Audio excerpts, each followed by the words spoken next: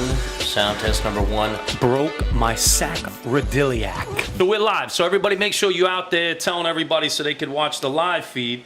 We're just going to figure out how to get... We're going to get a photo up here to let everybody know we're live right now.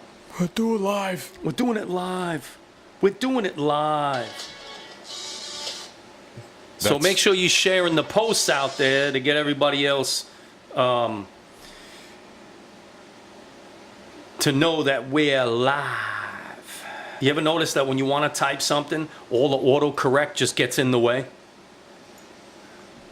Yeah, it's those iPhones, man. shout out to Android.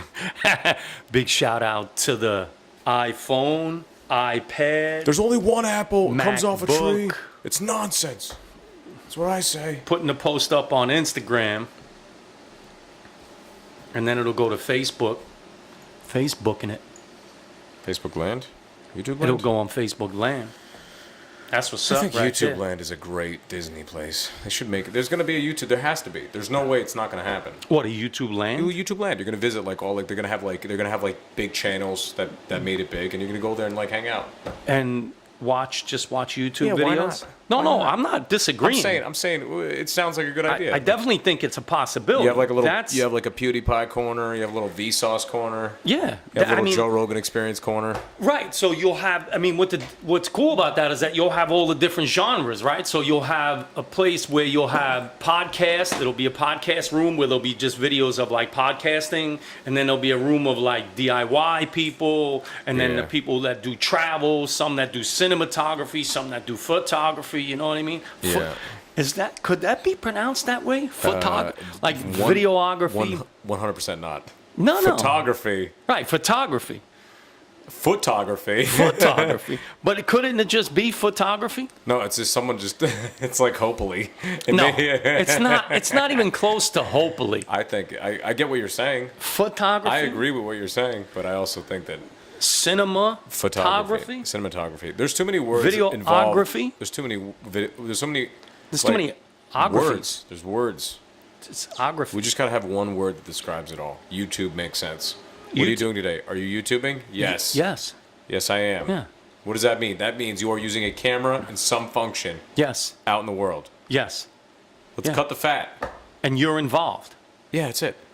And you're involved. See, that's the message with YouTube. You know, I always thought of it as like, hey, you're making a video, but it has to be you. Well, I mean, you can't upload somebody else's video. We know. Oh, that. yeah, But the purpose of it, I think, of the YouTube, which I like, is that it's you. You're the one that should be filming. You're the one that should be taking the pictures. You're the one. So that's why it's called YouTube. Well, it's just basically like a user-based network. Yeah. All it's you're doing is like for you to showcase. It's like, hey, you're good at making clay pots. Great. Mm-hmm. You want here are these apps. They're really easy to use. Here's some editing tools. You have a smartphone. Record yourself making a clay pot. Right. You're Joe who makes clay pots, and then and what they'll do is like while juggling chainsaws. And the great thing about YouTube is that they'll if you're popular, they'll help you get popular. You know what I'm saying? Like they want the more the people view their content, the more they can get advertisers, especially if you're advertiser friendly. I mean, right now that's like the big thing. Like that's like if you're making those channels where they're like those kids channels, they make more money than Jesus. Do you think Jesus would have a fade on YouTube? I think he would have had a channel for sure. I mean, a fade. Oh, dude. No. See, I'm getting the whole thing. You know what I mean? Like everybody keeps asking me about the hair thing, right? And my answer to that question is, what's up with the hair? Why are you letting the hair grow? And I'm like, would you ask Jesus that question? Yeah. He didn't cut his hair. What do we have today, Tuna? We have some baklava, and this is a little pistachio. But now here's another question, which brings us up to our topic of the day. 20 questions. What are these called in Turkey? Like, what's the name? Yeah, I couldn't tell you. Okay. That didn't help any. That's what I'm saying. It didn't help any at all. The problem is that Listen, This is baklava. This is baklava. You were just in Turkey, in your hometown, not too long ago. I have the memory of a gerbil. But that's okay. What do you do? That's okay. A gerbil forgets. Gerbil forgets. It's like, oh, I'm a gerbil. He would know. He would walk around like, I'm gonna go become a doctor. You think he'd get on the wheel and figure it out after a while? Yeah, poor bastard. That's the problem. He just keeps running around. I have a goldfish head. No, I got that. If there's like a hella Turkish people out there like, revoke his card. You're stuck over there. You're not coming back. Quite all right, folks. Quite all right. I'm not saying I don't want to be a part of your team. I'm just saying there's too many rules. Yes. Well, hey, listen to me. And we know what rules are made for. They're made to be broken. Yeah. Come also, on. Right. Macho Man Randy Savage said it the best. You know what, Mean Gene? Rules were meant to be broken, and good. So is your neck. Yeah, Come on. I'm down for that. Me too. Yeah. But today, we're going to try something that we plan on going forward to use on the podcast on a regular basis, because the podcast is growing. There's a few people that want to come on the podcast with us, and as soon as we get the setup downstairs, we're going to have more than just you and I. Not saying that the you and I conversation is not good, but... Is that what you're saying? Say it to me, Rick. Just say it with all your heart. Tell me the truth, even though it hurts. Tell me you hate me. Tell me. Oh, and is then... Is it because these pants make me look fat? In light of... what we talked about last week, too, was the fact of the tee, right? The tee, right? You have a nice new T-shirt on today, full of graphics. One of my favorite companies, and this is no sponsorship, which is Levi's. You got the Levi thing going on right there. Levi's. I'm rocking Levi's hard right now. I'm a brand loyalist when it comes to certain things, right? So my Levi jeans, that's what I wear. I wear Levi's. That's how it is. Yeah. There's no other way around that. Mm-hmm. It's not that I don't want to buy other brands. I like Levi's. I like the way they fit. The denim is nice and tough and strong. That's the main thing for me, because back in the day I wore Levi's because when I worked construction, I wore Levi's because they were a tough brand and they held up. Yeah. And now Levi's, they step up their game because they've been around forever. So... there's big just certain shout brands. out. There's just certain brands that just fit right. Like, there's something about like their clothes. Their clothes fit really well with me. Arizona, I think it's like Arizona Clothing Company. I think there's another one. For some reason, they fit like super comfortable. Like I don't know, like any of their stuff I get, like their shirt, everything just seems to be sort of snug in the right way. It fits Where right. I'll try another company. I used to buy Express T-shirts, but they never really sat right, and then like I learned, I'm like no Express just like they're just not made. Well, here's an interesting fact, and everybody out there who doesn't know, I was in the fashion industry for many years. Went to FIT in the whole 9 yards. Now I majored in accessory design because I happen to be an expert in the leather field. Accessories, anything from handbags to wallets to belts to so on and so forth. But I had to learn everything. Like the belt I wear, I made. The wallet I carry, I made. The whole 9 yards. But what people don't understand is that when you go shopping in different brands, like an Express, Levi's, and so on and so forth, each one of them have certain types of fit models. Levi's is an American brand. It's made for American cut. That's just the way it is. Other brands, they have different cuts, European cuts, they have Asian cuts. Yeah. There really is different fits for different types of brands. And a lot of people don't understand that. It's like, I can't go shopping in certain stores because I'm built like, a big round American guy. That's just the way it is. Yeah. I can't go into certain stores and buy certain things. That's just the way it is. Yeah. They don't fit. That's how it is. They're not made for big blocky guys like me. Yeah. That's the end of that. Yeah, there's just something about certain companies where they fit right when you wear them, but they actually get like a little bit more comfortable after you wash them a couple times. Always. So like, and that's like a big thing with me too. Like if it gets like, I've had the same. I have a purple Levi's sweater that I've had since like '82. Like I've had it forever. You got to rock it. The reason is that sweater for some reason is so freaking comfortable, but I've washed it like 1,000 times, and it's just something that I just don't want to throw away. And it's like it's kind of a little beat up, but it's like. it's just something that fits right, and over time, it's like the most comfortable thing that I could possibly wear. Yeah. So here's a question for you: brand loyalist or trend? I think I'm neither. I'm a guy. I'm a guy. If I shop at this is what I tell you. I shop at Marshalls a lot.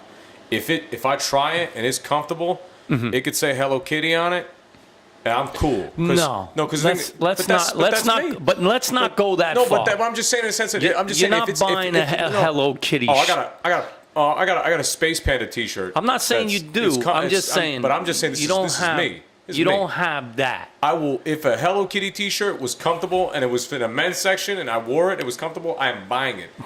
Did we just say in the men's section? Oh yeah, they could have a Hello Kitty T-shirt in the men's section. Listen to me, dude. I gotta. Come on, oh, I can't. Of course. I can't. Why can't you like Hello Kitty? I'm not saying. Man?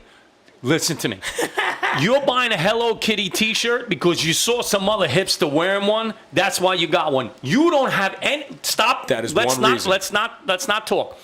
You do not have any other Hello Kitty stuff in your entire apartment. I may have wanted a Hello Kitty T-shirt. See, but that's what I'm saying. What I'm saying is that brand loyalist. No. Definitely not. Trend? Definitely not. Yes. Definitely not. Because you just said I'd buy a Hello Kitty T-shirt. But hold on a second. Wait. If it was in the men's section. When in your lifetime have you seen a Hello Kitty T-shirt in the men's section? So it's not even a trend.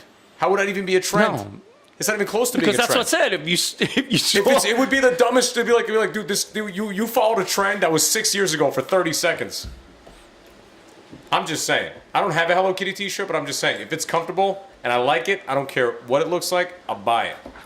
But I'm not. Hence why I have these $3 CVS reader glasses. Yeah, I just want to see. I'm a fan of comfort. I go comfort all day. We all know that's not true. Right? That's 100% true. Tuna's. I live that life. Love tuna. Dude, I go to Marshalls. Hello Kitty. Yeah, bro, I got a Space Panda T-shirt. I got a Power Rangers T-shirt that was We're gonna eat the baklava. Video promo. Let me tell you something. If you haven't had baklava, first of all, honey is my favorite sweet. All-time favorite sweet. Honey. I put that shit on everything. Honey's pretty good. I really do. But honey is truly one of my favorite sweets. Yeah. Of all time. As you can see when I talk with my mouth full. Absolutely delicious. Again, tuna bringing the great little nosh for the podcast. And I love the fact that tuna is very open-minded and gets his message across, Hello Kitty or not. Welcome, everybody. Another one of these great podcasts. This is the Everything and Nothing podcast. Nothing podcast. We're going to make a go at it like we do every week. Absolutely love these things. And I think it's fitting, right? Because you and I had talked about questions, which I love, because at the end of Inside the Actor's Studio, which is great, he always does this set of questions after he has a guest on there. And I put together some questions here that I think will work really well for you and I once we start bringing on guests. I think the idea of questions opens conversation. You know, as long as you keep the dialogue open, the question should lead into conversation. It's always nice to have something to start a conversation with and see where it goes from there, which I love. And that's another good thing to bring up, because if you're never sure about how to start a conversation with somebody, ask them a question. Ask them something you're curious about them. Your open conversation. I don't know. I've been listening to conversations for a while. I'm a big fan of debates.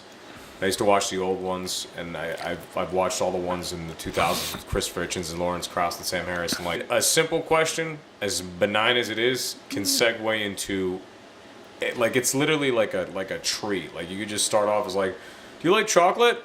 yeah, I love chocolate. My mother gave me chocolate, and that's why my father doesn't talk to me. And it's like you go down like it only takes like 2 generations of a branch to get to the center of to get to the real core of any problem. If you ask things that are engaging and not like do you think this is true or false? Right. It's like, all right, well, you're basically leading the question. Yeah, you're because you want a certain answer. Also, do you think that's right? If I say no, you're going to be against anything. Yeah. Right. If I say yes, aha, I knew. Exactly. It's like, exactly. Okay. That's a leading question. I hate leading questions. In other words, when certain people ask questions, they're asking the question because they're directing your answer, or they already know what your answer is going to be, and they just want to get on what your answer is. You know, like they want to oppose your answer because they already know what you're going to say. You're not asking the question to genuinely know anything. That's not talking. That's not actually talking anymore. You're not starting a conversation. You're directing it. All you're doing is like, I like hearing my opinion. Yeah. You're a fan of this, or I'm gonna go down the chart of assumptions and look like, well, if you're into that, then you must be into this. So your opinion is right there. It's like, how do you know what someone means in any sense? Like, people are more nuanced than we think. You know, like, everybody likes to put everybody in a box. Like, you got tattoos and you ride a bike.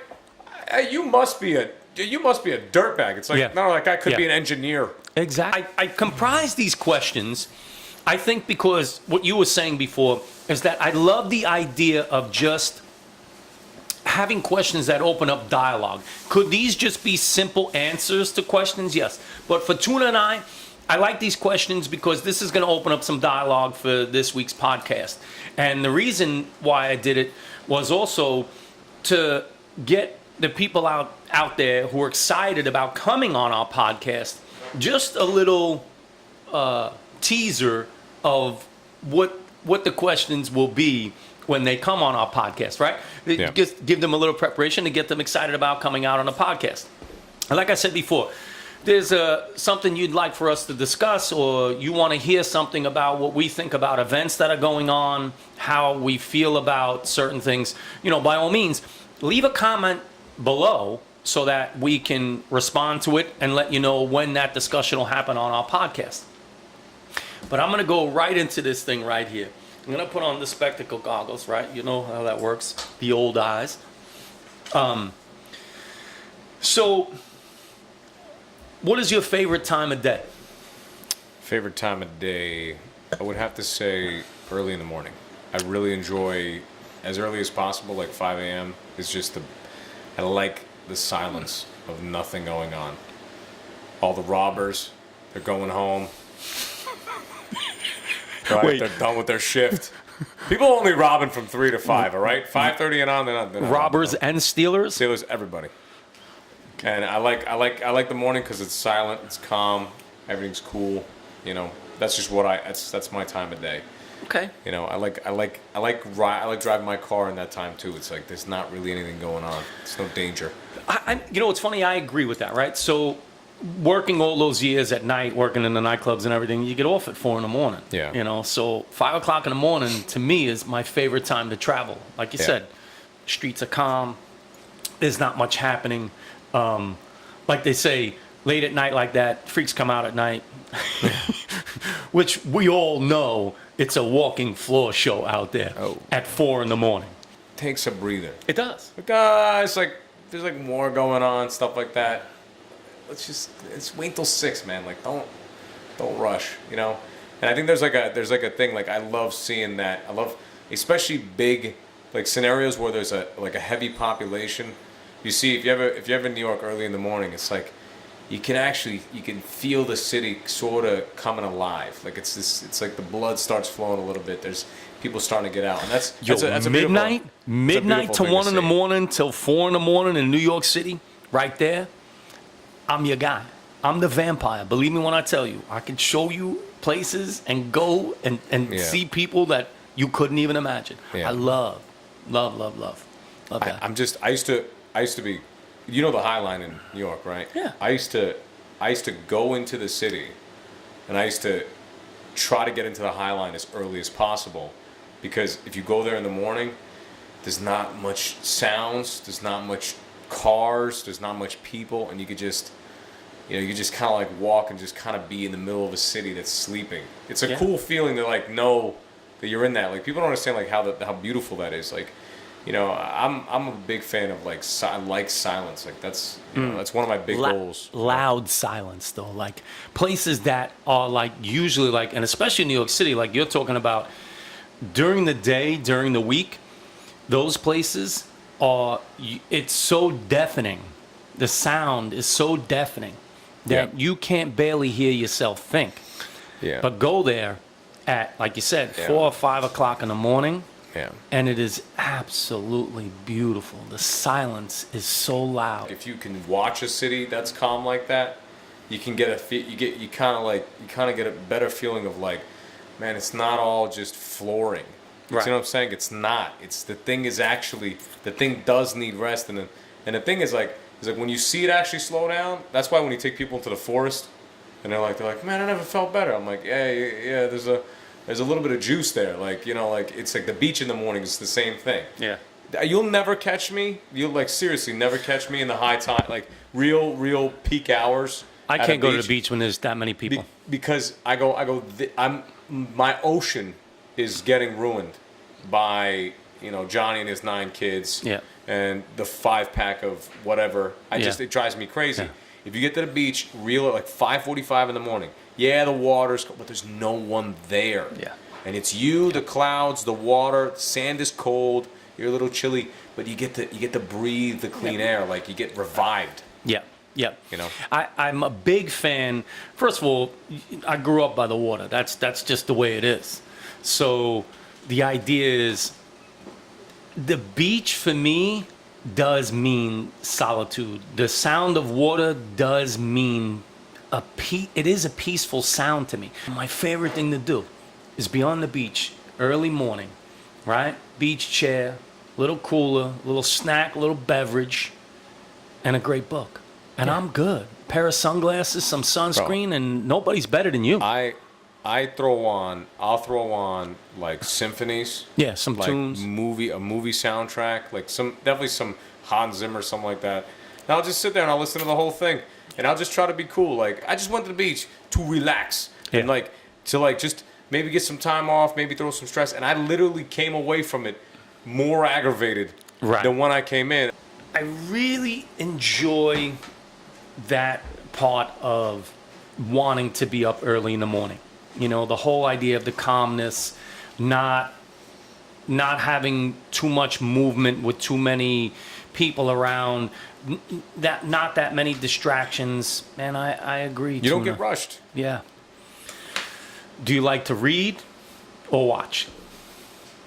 Man, that's a difficult one. I aspire to read, but I watch. Yeah, but that's an honest answer.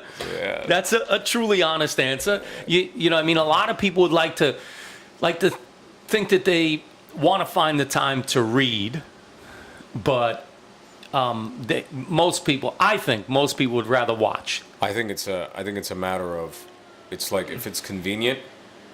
The problem with the watching is that how much are you procrastinating, or are you actually with an intent to learn what you're watching? Right. Well, so this is the problem. Is that sometimes I will watch things, but I will watch in my procrastination, which makes. I mean, if there's a larger waste of time, I would implore anybody to please message me on Facebook, because I've wasted several hundred hours. But watching stuff just I know more about, because your eyes couldn't. No. You didn't want to is that stare. a history of washing machines? Yes. Yeah, is it an hour long? Great. You will never get that time back. Great. Never. Great. Thank you. Because when I'm 77, I'm going to be thinking about that. I'm like, oh, thank God I know about end tables. Right. Oh, right. Thank you. I learned about the history of that. Right. Like, great. The 3 belts that turn the wash machine. Yeah. Right. Yeah. I think I think that question would be like, I literally make everything possible for me to read daily. Right. But the problem is the watching is so juicy. Watching is basically compressing information into a juicy nugget that you'll remember. But the problem is sometimes with watching is that when you get into nuance, it's the same thing as kind of reading, where you're like, oh God, he's getting into details about, yada, yada, yada. And it gets kind of, it gets kind of monotonous. But the thing about reading is you have to force yourself to know what's happening to further the paragraph. Right, to then further the reading. so Otherwise, you're just lost. Yeah, so you'll be in the paragraph like, I don't even know what the hell I just read. So you go back a page and read it. You'll miss 15-minute chunks of a video, and the guy will be like, and that's why the nuclear reactor works. And you're like, aha! So your idea of watching is because it's the Clef Notes. No, I'm saying that, but it's how you. It's not even the actual Cliff Notes. It's how we're perceiving it. So Right. It's like an hour. But you know what's information. funny? When you talk about that side of it, it truly is like if you're reading something and then watch it. A lot of those details are in the visual aspect of it. 100%. But we miss them. Like we're so focused on the main things that are happening all the time when we're watching film that we really do miss all the little details. But our focus can detract while watching. When you're reading, your focus can't detract because you are putting together the dialogue. You have to. So it's like in the video, like you could be watching. That's why books. I mean, when people say, "Oh, I read the book and the movie wasn't as good as the book," I go, in so many words, yes, but in your visual aspect. People, you can't put the words to screen. You have to really watch the screen in order to pick up all those little, like you said, details inside the message. Like the background, like what people are doing, their mannerisms, all those things. You have to be watching them. Yeah, but I'm saying that it's like someone like who, if you know a heavy reader, if you know someone who's a heavy reader, they could like dive into books, but those people also have like an intense focus about them where they like being in those stories. Yeah. You know, whereas the visual side of things where it's like sometimes your focus can be scattered, you know? Yeah. I think that's a big problem. I think that's a watch problem where it's like, man, it's like, you're into watching, but you might be into also not focusing while watching, which is a regular for a lot of people. That's a normal thing. Like people watch TV all the time. Like, oh yeah, I didn't even know I was watching that. Oh, I didn't and that's why people say, I watched that movie twice. I didn't realize that happened the first time. It's because you get fixated on something in the show or the movie that you just gravitate towards, and then you miss those little nuances inside the background. You tend to lose them; they become blurry. So you have to watch things more than once. Same thing with, like you said, it is that whole thing. Reading, you have to pay attention to the details. So maybe every once in a while you do need to go back a paragraph, a page, or something like that, and say to yourself, "Oh, let me reread this because I don't know how that worked." Yeah, but you end up retaining the information a lot better. I loved seeing. Here's the thing, right? I loved both, right? So I read the Grapes of Wrath. Loved the book. Because of the details, but I also loved the movie too. Yeah, I mean, both of them did justice, and I think the good thing was for me is that I wasn't expecting, and I guess for the time period when that movie came out and when the book was written, the time periods were very different, so it was much more relatable. I think people have a much harder time to realize screen things that make it from a book to screen during their time period because it's very close to home. But later on when you watch it, you kind of get it a little bit more because you see the difference. Do you know what I mean? Like movies or documentaries that are written in our time period, we feel the closest to it. So it's going to be hard for us to decipher the differences between before and after. But later generations will be able to, I think, understand a lot better. Yeah, I mean, we're all like, that's why when people get mad at kids for their own style and stuff like that or whatever they're into, it's their world. Yes. Like your world. Very much. Your world was Cyndi Lauper. Right. Their world is Kendrick Lamar. Like. Right. Or Cardi B. Not one is better. These is red bottom shoes. I love that song. There's not one better than the other, but it just depends on how you're emotionally Big linked shout to out to my New York Yankees. They are killing the game. Judge is in the house. Yeah, all rise. All rise. By the way, Yankees are smushing everybody. Yes. So the Red Sox too, but yeah, not in the baseball. Come on. Barely. But yeah, I agree with you. So, aspire to read, but love to watch. Your boy from Brooklyn. We're brought to you by water. Yes, and this unsponsored break was brought to you by the best stuff on earth, water. It's the most necessary thing. Well, our bodies are made up mostly of water, and the earth is made up mostly water. And there you have it, folks. Statistics at its best. Do you want me to give you a little juicy snack? Yes, I like juicy Earth snacks. is mostly covered in water. Yes, cover, right, not mostly. Yeah, not mostly water, because like, that would be weird. Yeah. There is no such thing as a water planet. Yeah. You're right, 100%. It's covered in mostly water. Yeah. By the way, 90% of all the species actually 99% of all the species on the planet reside in water. Yes. Water's Yes. that's the spot. Right. We're all worried about outer space. Meanwhile, we should be. Yeah, but They're discovering it's things. hard to get down. Like people, Well, because of the pressure. The pressure. Yeah. People don't understand like Under pressure. to go a mile. Not just a great Queen song. To go a mile into the earth is a mother of engineering. You got to be a dude with a lot of free time Baklava. that's into that. That's all I got to say. Big shout out to my Greek peeps, too. Oh, my goodness. It's good, right? They got it going on. They got a wizard. They have a wizard. The Keebler had the elves, They have a wizard. Middle Eastern people, They got wizards. wizards. That'd be hilarious if that was Wizards. true. In the kitchen. What if we just found out one Baking day things. They just had like a whole. There's like a whole magical land. Yeah. They're just zapping baklava everywhere. Everywhere. Honey dripping.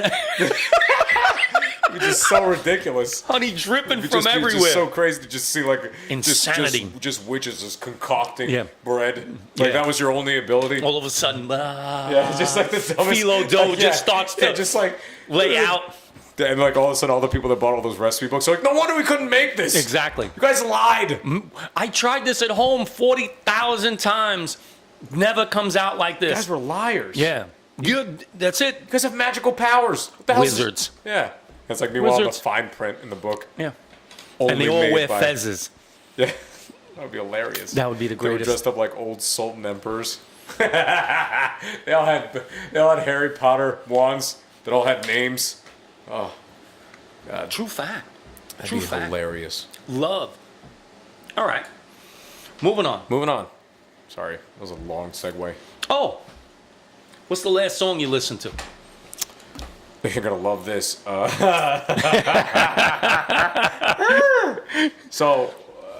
Okay, minor story. I was playing like a radio, like a little like AC/DC radio and stuff like that. Okay.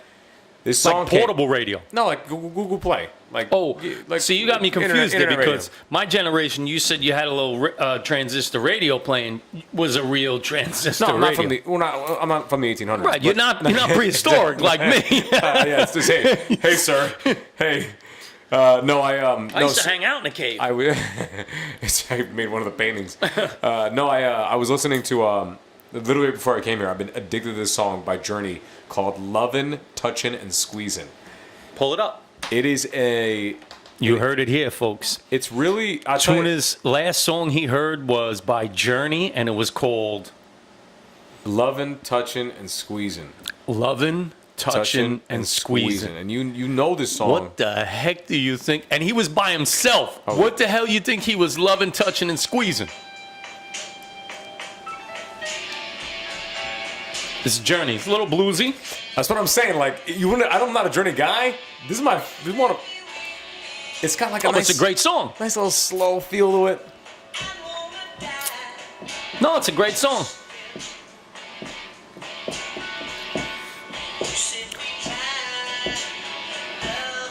Oh, Squeeze it. It's a good song. Like, hey, listen to me. I don't hate. My thing is when it comes to music, I don't hate on any music.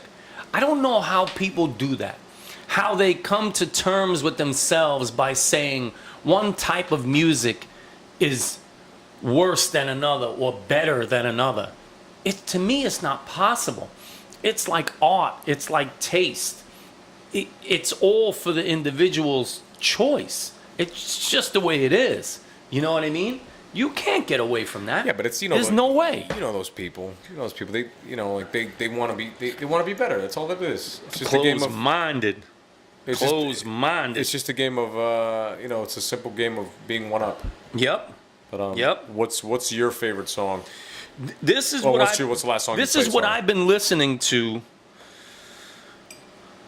lately. I'm hooked on Alan Stone. Mm-hmm. Alan Stone's English cat. Yeah. Okay.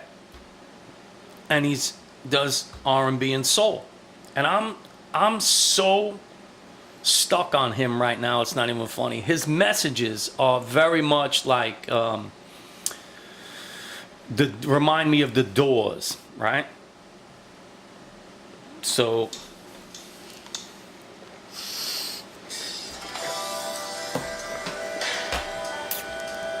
very soul, very R&B. Just digging his vibe. This is my kind of music right here. Little jazz thrown in there.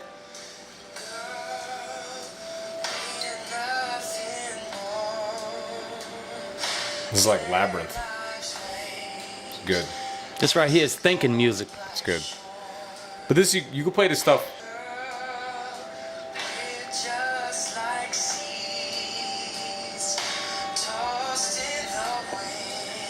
I'm telling you, the music does tame the beast. Yeah. No matter what. Calms you down. For the most part. But it can also, and you know what's funny? Like, you can use it for both sides, right? So you can listen to stuff like that and like this, and it does. It puts you at it puts you in kind of a calm place. But music can also do almost an opposite effect, where it can rile you up and You could have an emotional. energize. Yeah, you could just have you could have an emotional build. Like I don't know why, like certain symphonies literally make me cry. Like I don't understand. I couldn't tell you. Come to tears. I don't get why it happens. But it's a great It great touches thing. emotion. What do Yeah. you mean? Yeah, I think Of it was like Richard Dawkins says that he's like it's like, where somebody asked him about well, how are you supposed to find meaning? He goes. I think someone asked him a question like that. And he was just like, he's like, I don't know why I feel some way towards a beautiful sunset or a wonderful orchestra or like a violin quartet or whatever he was listening to. He goes, it's a part of the human experience that it's beautiful. That's like the great thing about music is that we all have our songs that we go to that if we're ever feeling some type of way, we just gotta smooth everything out a little bit, or like if you're going to the gym and you're gonna have a heavy lifting session or something like that, you're gonna have a hard training day. You gotta want to kind of get in the right mentality right before, and that could be the difference between you having a good session or a bad session or whatever it might be, But And isn't that funny that the music can do both things for you, and it doesn't have any particular tempo that does it. So in other words, I could train to that. I can train listening to that. Yeah. But I could also train to Crazy Train from Ozzy. Like, do you know what I mean? Like, I can pick both sides of that spectrum and still get that same feeling. Well, it's giving you an emotional ride. That's all it is. And when you just know what to do with it, you might have an emotional reaction, but you could also take that, like, you could have a sad reaction, but you could also mold that into being a little bit sad and kind of uplifting in a joyful kind of way. Like, there's malleability there. Of course, of course. But that's the greatness about music. I mean, I think we all have that, like... It's malleable. It's malleable. Music is malleable. I'm one of those guys that got an album tattooed on my body. Yes. Yeah.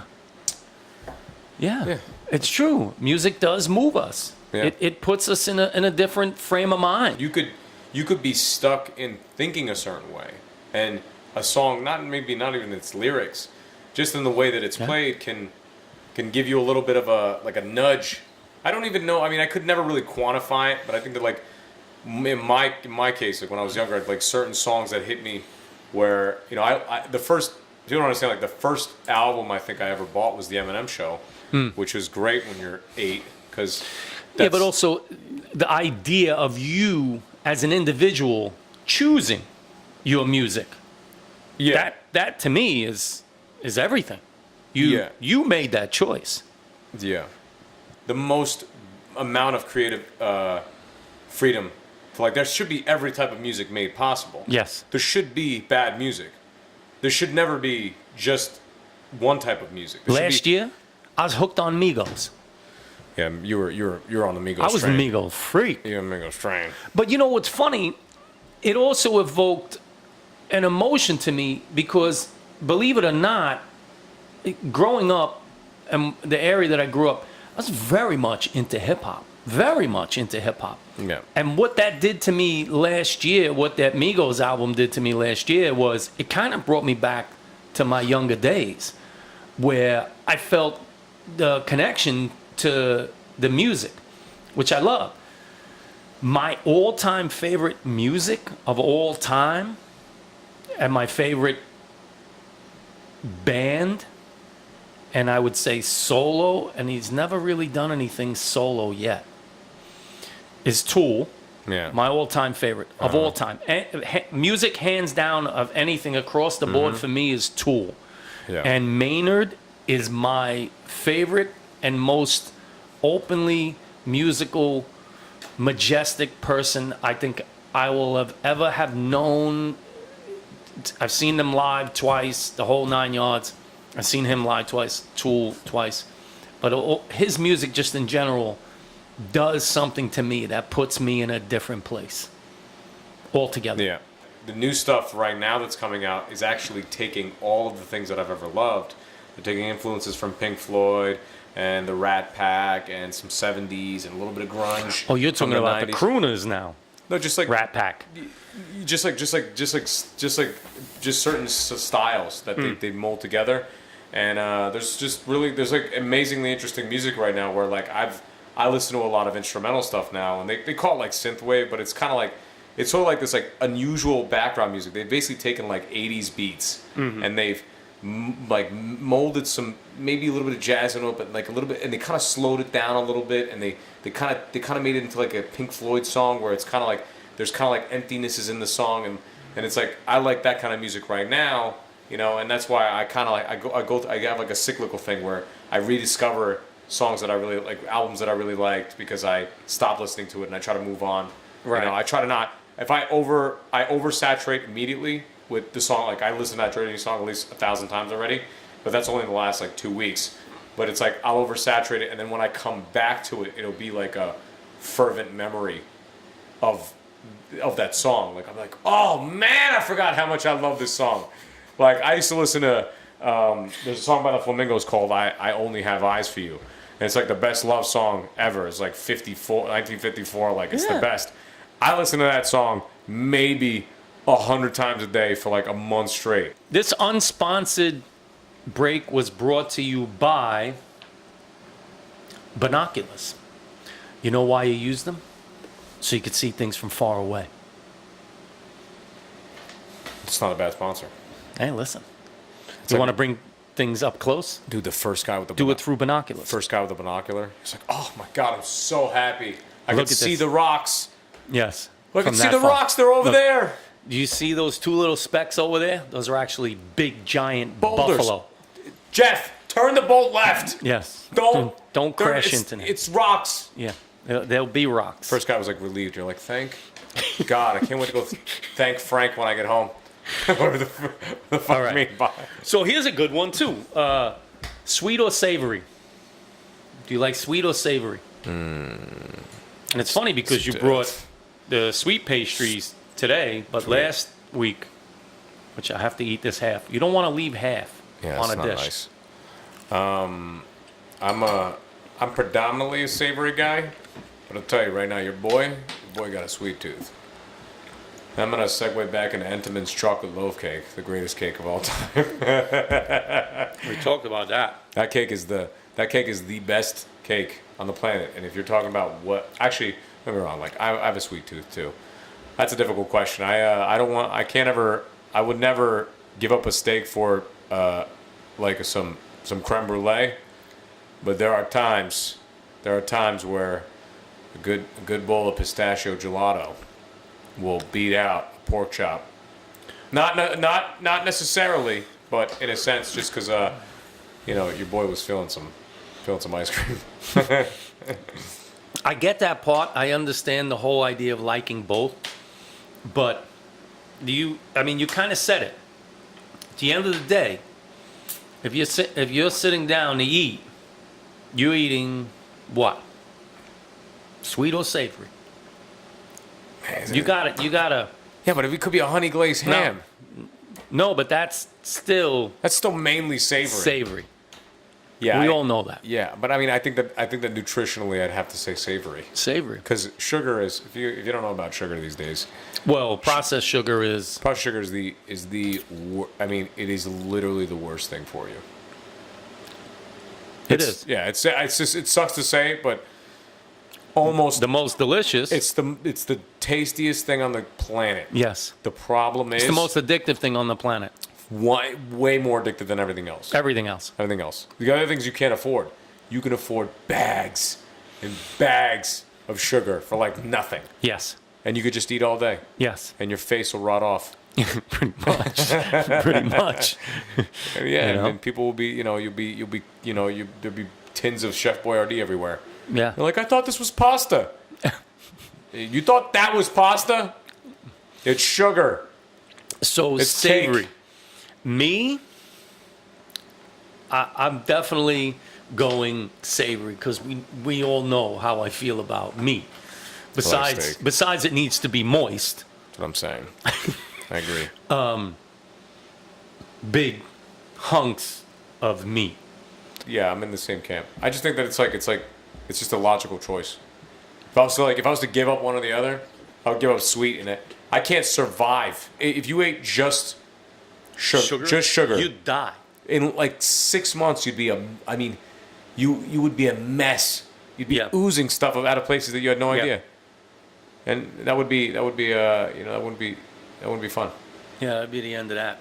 Yeah, it'd be impossible. As we eat, Yeah. both of us, big savory guys, right? Baklava. I'll tell you what I romanticize more. Sweets. I think a lot of people romanticize about like sweets. like a good cheesecake. Desserts just look most of the time sexy. more appealing. They're sexy. Little Right. raspberry compote. Right. Oh. Right. Right. A little Oreo crust. Get crazy. Listen, cheesecake, plain cheesecake with an Oreo cookie crust. Oh yeah. Listen to me. Death. You ain't. And if you put strawberries on top of that, like you said, like a compote or something, what? You ain't. Listen, yeah, What? I'm not saying no. Here's one that's like kind of connected, right? Mm-hmm. But it's also a very general question. What is your addiction? Ooh. Come on, that's a good one right there. I mean, What is your addiction? my addiction is the fervent search for the most heightened experiences that humans can have. What is the where the emotions are so riled up? What is that? Like it's like that would be something that I'm addicted to. You're addicted to the rush.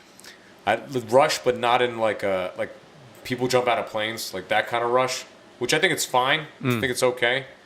But I also I pull back on that. I'm more like I like if you watch someone who's like a concert pianist who's been doing it for 40 years and he's just like in the moment where he's like super flow state, where you're like, I want to know what that guy's feeling like because he's in a moment right there.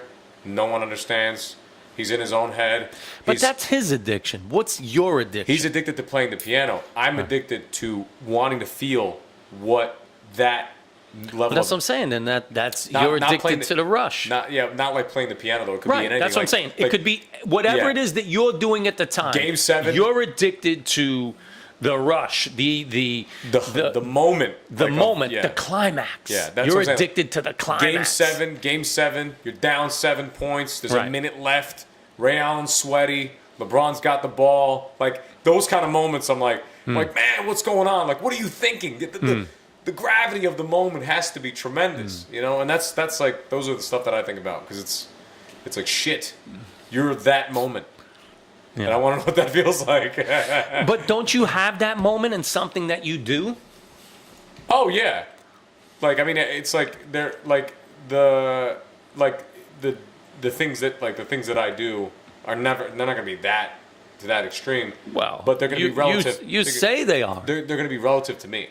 They're gonna be relative to my Right. yeah. So Right, in a right. sense, like it's like where there'll be days where I'll train in the morning, go to work, and then I'll train at night, and it's like 2 hours into the training at night, and it's like you have like this moment of like the next roll is coming up, and you're like, man, like can I just survive? Like I don't even know if I'm gonna make it, and like those are like where I'll feel the most calm, because it's like everything kind of gets silent, and I don't worry about the fact that I'm only gonna live like 80 So you're years. addicted to the rush. Yeah, I like a little rush. I like that. That ain't bad. I ain't hating you on that one. I'm the worst stenographer of human behavior. I watch every type of human behavior possible. And that would be my probably 1B to that.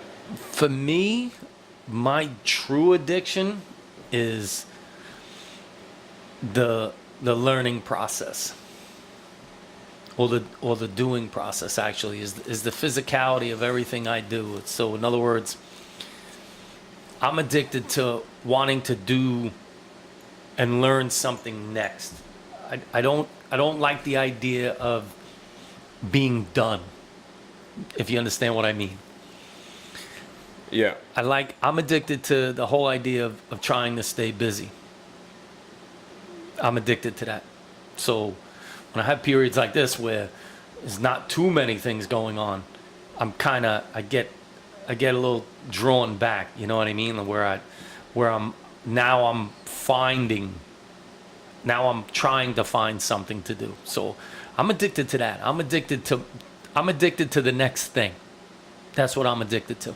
I'm addicted to the next thing. I want to be working on my next thing already. Yeah. Yeah, no matter what it is.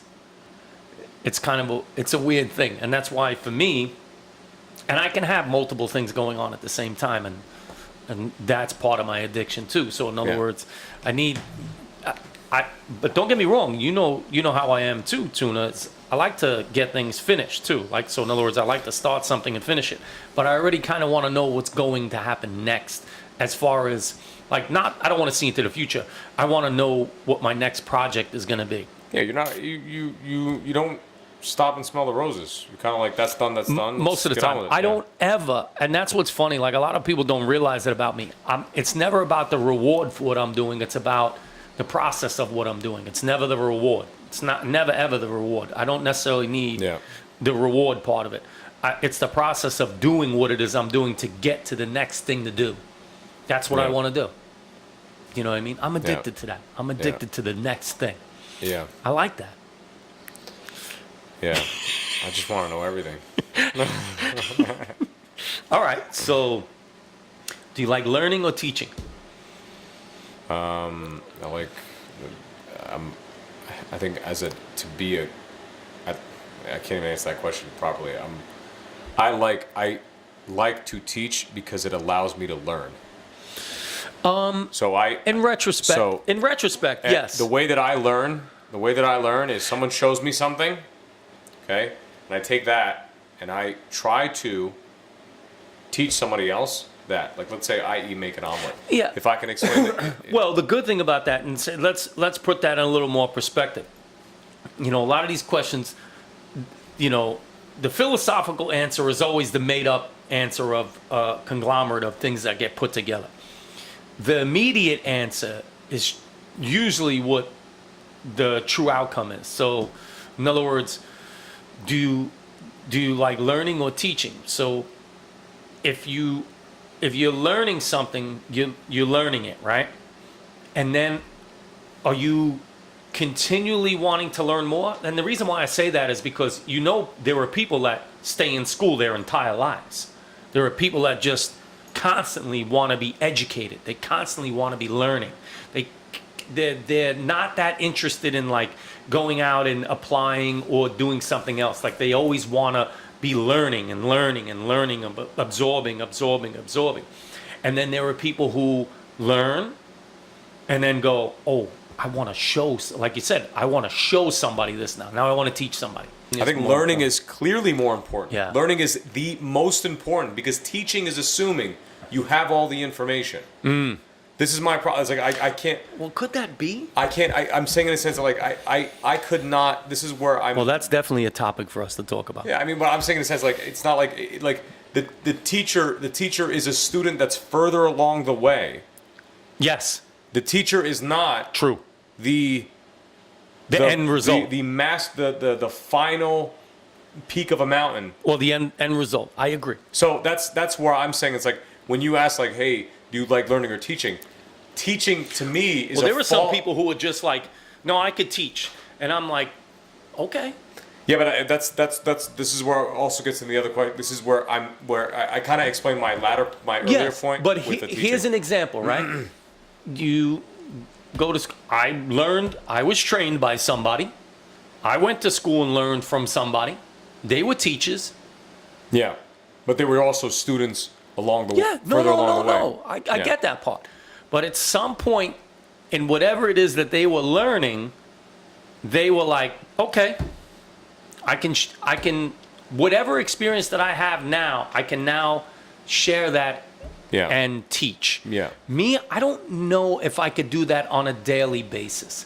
I could probably break it down, like you said, and show somebody some things some of the time. But I don't think I could do that full time.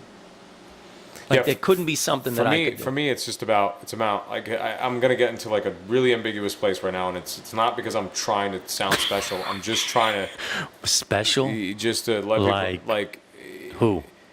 In a sense, like if I was to sit there and if I was to teach someone about something, some task, anything, building a table, recording, something like that, I would have to begin to dive into like why are they not seeing patterns in all the things that we do. So last one, great question for you and I, and just a generalized question. Who's at your table for your last meal? And what are you eating? My last meal. That's it. I will be eating a charcuterie board with a couple different cheeses. I'll have probably. I'm digging that. I'll probably have like a Cabernet, and I'll probably have a glass of bourbon next to that, and I'll have maybe some bread, maybe not, but I'll just be basically like just leisurely eating a charcuterie board.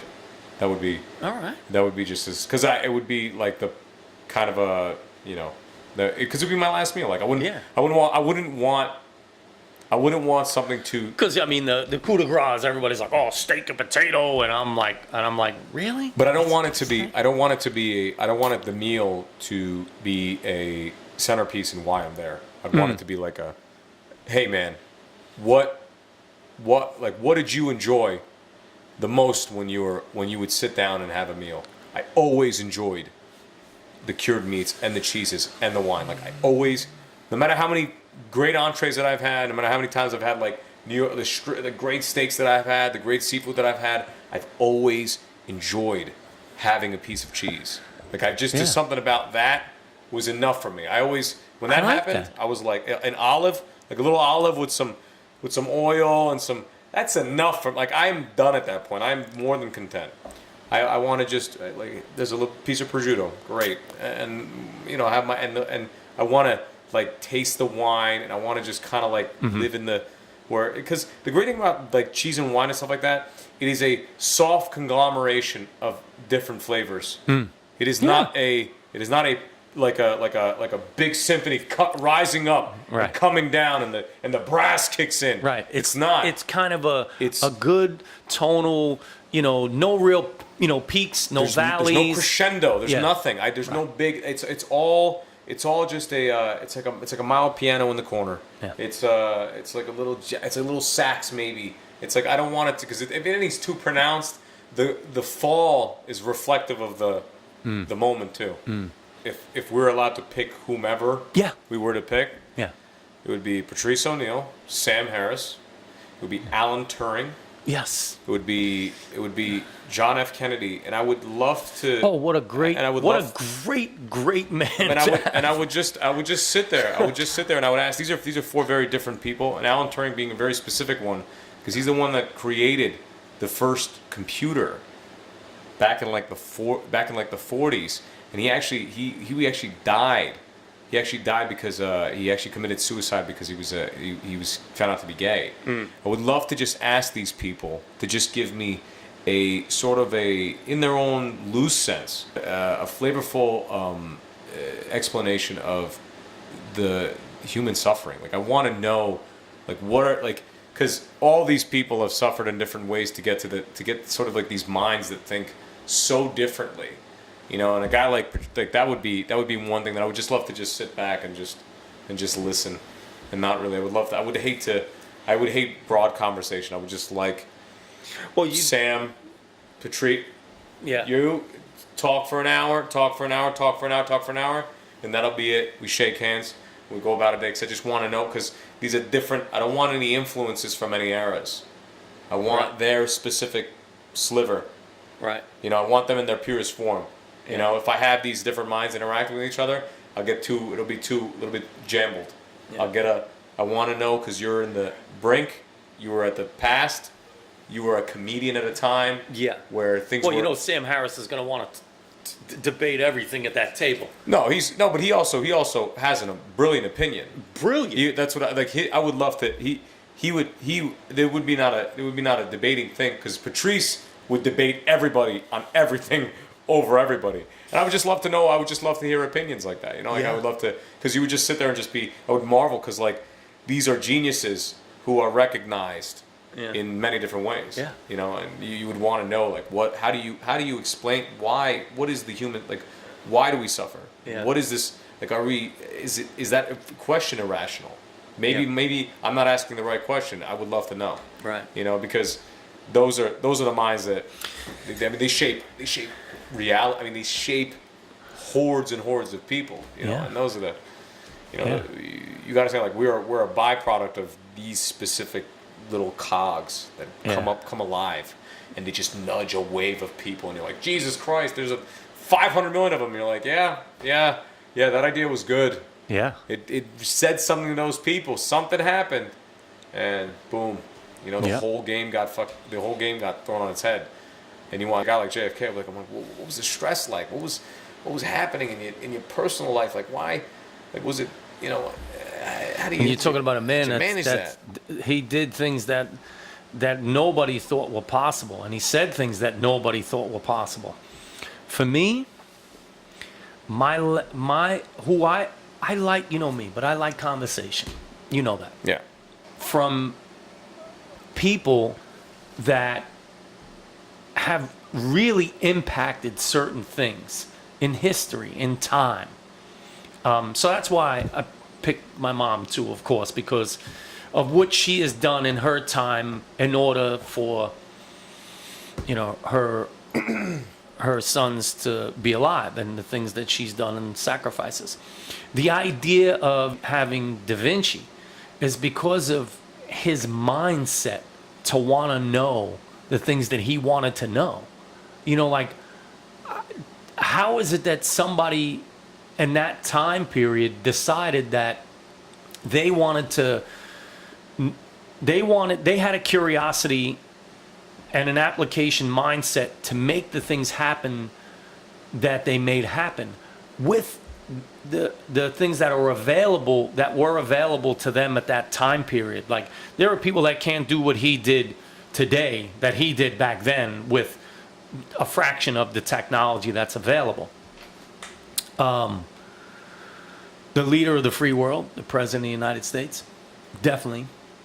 I want to know, and to me, I'm not even talking about the president that's now. I mean, at my last dinner table, I want to know what the magnitude of having an entire country's people look at you as though you have the word of whatever is going to be done and said in their lives. Like, how does that feel?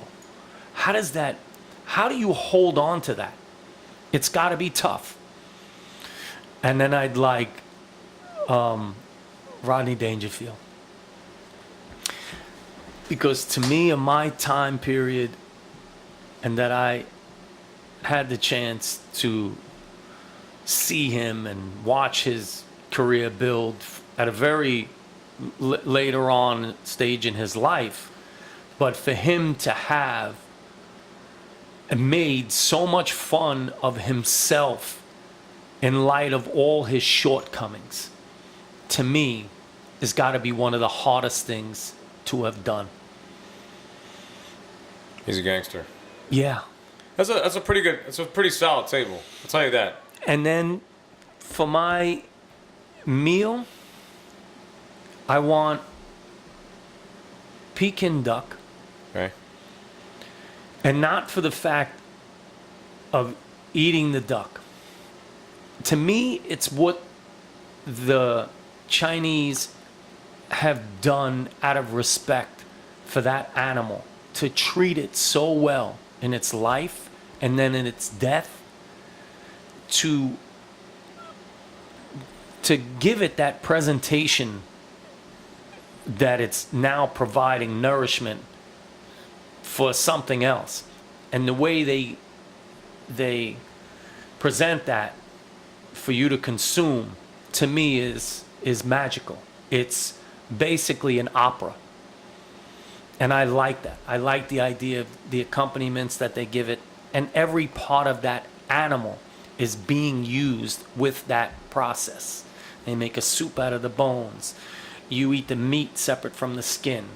The cooking process, the presentation process, the attention to all the detail that they give, not just from the duck itself, but from all the other accoutrements or the side dishes, like the cucumbers and the lettuces and the pancakes and everything, and the plum sauces and how long it takes to make. These, to me, depict a lifetime of sovereignty. And that, to me, means the most. I want to sit down at the table and laugh. I want to have conversation, but I also want to know sacrifice. I think that's pretty dope. Given the opportunity to be at a table and ask questions and truly want to know what that answer is without you expecting a certain answer, that is a question you should ask. You should ask questions in order to want to know, not to have a foresight for what you think the answer will be and how you can respond. You should truly want to listen, and you should truly want to understand whether difference of opinion is involved or not, whether you believe or you don't believe. For me, ask the question because you want to know what somebody else is thinking. Do you like what we're doing here? If you do, Tuna, show them where they're going to subscribe. I think it's going to be right here. Yeah, and I'll put it anywhere. I'll put the subscribe button where you like. Give or take a couple millimeters. Yeah. You hit the like button. I'm not going to give you an exact coordinate. I'm just saying It's going to be somewhere right there. Okay. Possibly. I dig that. If there's a conversation you'd like to have with us, please let us know. Leave a comment below, right? We'd love to have some people on the podcast. We're going to start growing this thing. Please leave a comment if you'd like to talk about something that's interesting. Don't be shy. Also, if they're dumb questions, I love. It's another dumber one. the question, I'm a bigger fan of it. Because if it's too serious, I get it. If it's something silly, like would you fight a frog or a squirrel? I'll give you a good hour. Blindfolded. Give it a good hour. This is the Everything and Nothing podcast. So make sure you subscribe. All right.